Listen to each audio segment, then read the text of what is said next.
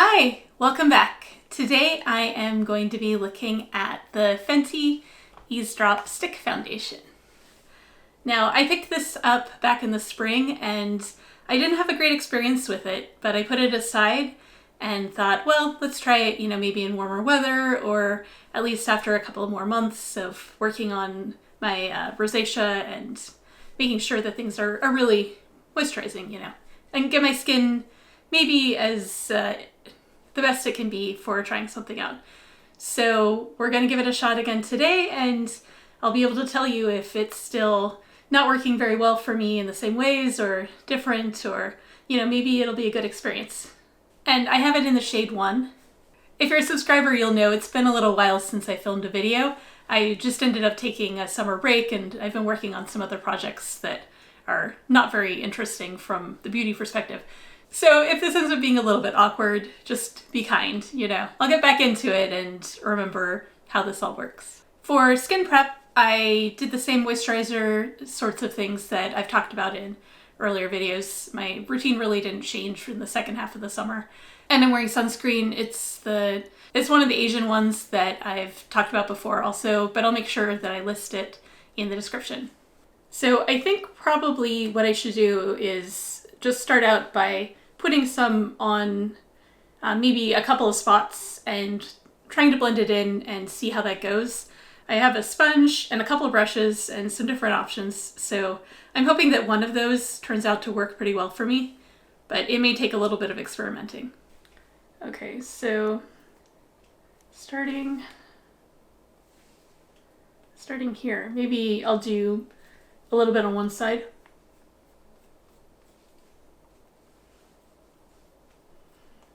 I think one of the things with a stick foundation is that I'm just not sure how much to apply. Because you're not trying to paint it on, entirely, but maybe I just need a little bit of practice to learn how much it takes to get the coverage that I'd like. Already this is looking a lot better than I remember back in April or whenever it was. So that does suggest that the problem was just that my skin was so dry coming out of winter, that the product just maybe clung, or I remember it just looked very heavy, and it was a struggle to get it to, not look like this. But yeah, skin changes. And I'm trying not to go too heavy on the coverage. I'd like to just tone down the redness, not totally blank things out. Because this is supposed to be similar to the Eaze Drops that they have, that should be a little bit lighter for coverage. But right now that doesn't look bad. It's a little, looking a little pale, but I might like a little bit more there. I feel like my chin, well, put it in a couple of sort of dry trouble spots too, and see if that brings up any issues.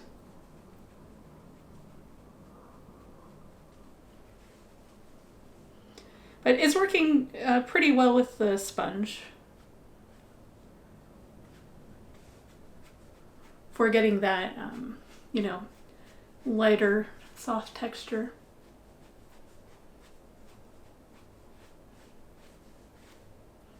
Despite it being a stick, which I sort of expect to be inherently moisturizing, I don't think it's really giving that hydrated appearance here. I have just a little bit of dry skin that keeps coming up here. And it's not too patchy there, so that's good. And let's see. blend a little bit more around the ear. I'll have a look on my big mirror. I mean, that seems okay. I'm just really not happy with what's happening here, you know, with that dryness. And you can see it's not doing a whole lot to cover up redness. So light coverage is totally fine. And part of testing things out is just to find out, you know, relative to what my preferences might be, you know, is this enough coverage? Is it not? And hopefully with the rosacea, give those of you who have similar issues the information you need to figure out if it might offer enough coverage for what you're looking for. And it doesn't come in, it covers the entire range of Fenty's shades, but because it's like the Eaze Drops, the liquid one, it doesn't have nearly as many different shades to pick from. And I suspect that if I go up a shade, it's going to be a little bit too dark for me. If I was really impressed with the formula, I would give that a shot, but right now I feel like it's okay.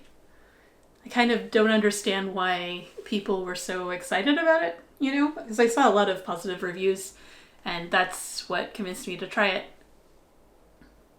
But at the moment, it feels okay. So I'm going to keep going with the rest of my makeup, and at the end of all that, maybe we'll have an idea of how it's settling down and sitting on the skin and see if any of those things change. Next, I'm going to do a little bit of concealer with the Jones Road Face Pencil. This is also shade 1, and I'll just pencil it in a couple of places. And then typically I use my finger to blend it out.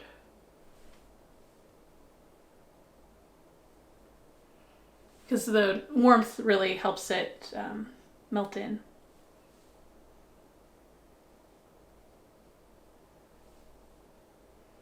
I feel like I'm looking a little pinker than average under the eyes. Really did not sleep well all summer for I don't even know what reason. Just, you know, you kind of go through phases. Well, if you're a long-term insomniac, you go through phases where it just feels like nothing is working. And that has been me for a little while now.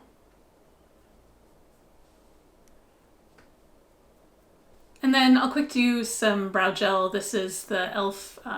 Wow Brow in Taupe, I believe. I'll have to double check that. See, all these things that I forget when I'm not describing things on camera for a month. And then, let's see, what else would help? I think I got a really late start today, so I think in the interest of time I'm going to skip eye makeup. I just keep getting distracted by little patches of dry skin. With the paleness, I think a little bit of a bronzer would help. So I have the Makeup by Mario Soft Sculpt Transforming Skin Enhancer in Light. This is just a very lightweight cream bronzer.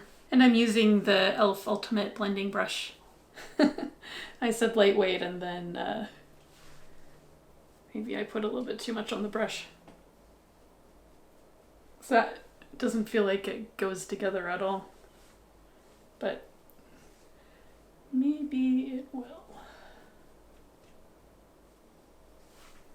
I'm just noticing that it pulls quite a bit warmer than what's already on my face.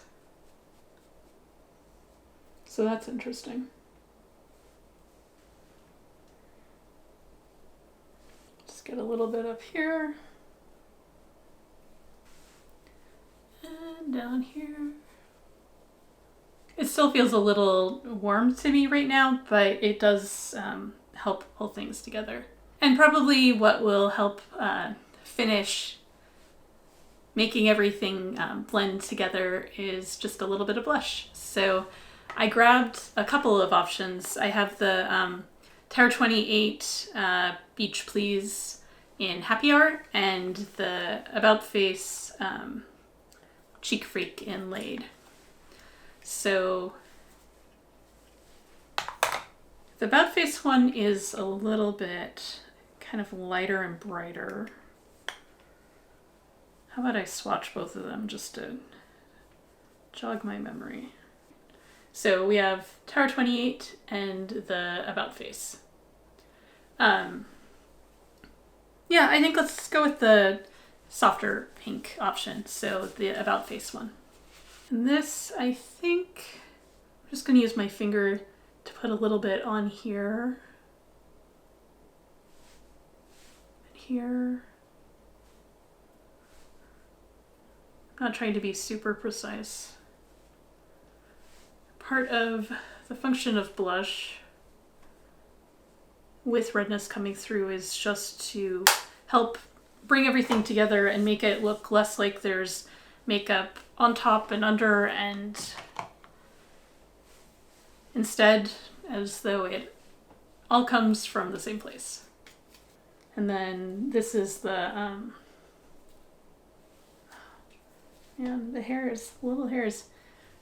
This is the e.l.f. Complexion Duo brush.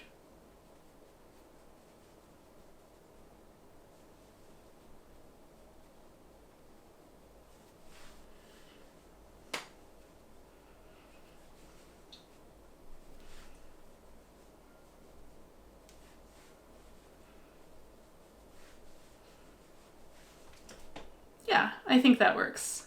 So to finish up, I just need a lip product. I grabbed a couple of options. I have these two things from Mob Beauty. There's the lipstick in M58. So this is a nice neutral pink. I also have their tinted lip balm in M130, what does that say? 139? And this is in more of a brownish shade. I find I like the color, but it's a little too goopy for me a lot of the time. Although maybe as we get into colder weather, that'll be great. So I'm going to put that one aside. And then the other thing that I have is the e.l.f. Glow Reviver lip oil in whatever their coral shade is. Another detail that I've forgotten. Yeah, I don't know. Do I want... My lips feel a little dry. So maybe I should go with a lip oil just for practical reasons. The hydration. So I really do like that lipstick though.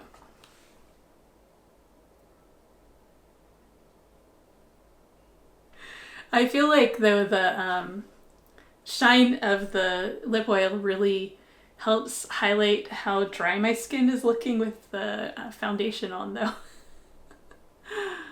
Oh well. So to wrap up, I think my final impression for now on the Fenty Eaze Drops stick foundation is just that it isn't really as dry skin friendly as I was hoping from, you know, what seems like it should be a creamy moisturizing kind of formula. I'm finding that it's certainly not as bad as it was when I tried it in the spring in terms of how it was interacting with the dryness of my skin, but it's not doing it a lot of favors now. And I have so many other options that I've talked about that really do a good job of looking healthy and hydrated and all of those kinds of things.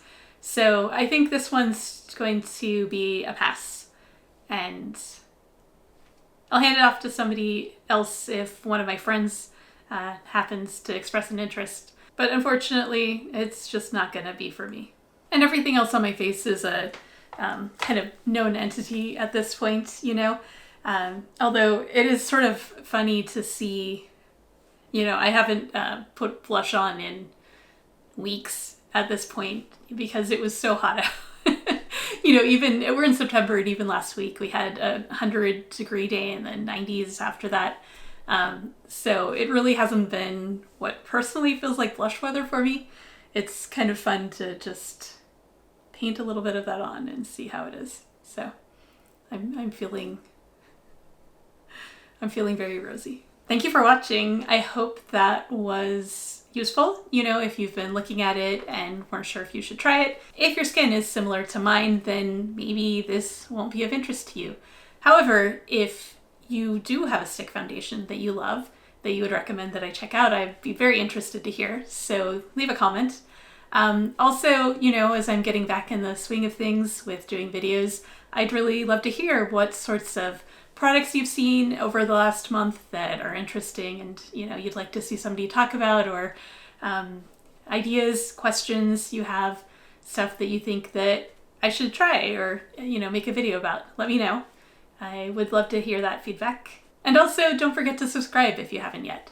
There will be more to come. For today, that's a wrap. Thank you so much, and I'll see you next time. Bye!